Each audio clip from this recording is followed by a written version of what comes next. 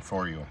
Hello friends, family, and fans of Total Package Detailing. In this video we're going to look at set-in stains. Mark, let me have you shine your light right over here. You can see, guys, we've got some brownage going on in here, and then if we look at the back of the seat, we can see everywhere that we have set-in stains. Now, what actually defines a set-in stain? Set-in stain refers to something that's been in there for over a week, meaning we need to figure out what it's going to actually take to remove that.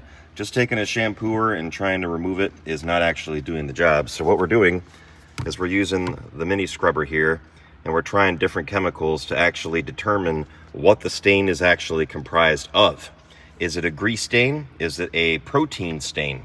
Once we determine what that is, we basically get in there and scrub the holy heck out of it multiple times. You can see we have a bit of a slurry here where we've sprayed a cleaner in there to start removing some of this old stain, and then we're going to shampoo that out. Sometimes if you have like a coffee stain or a protein stain, it actually goes into the fabric, down into the cushion, and then as it dries, more will actually come out, causing us to have to do the job again. So you can see this kind of work can take some serious time. However, it can be worth it, especially when you have a car like this. This car right here is a 2016, but guess what? It only has 15,000 miles.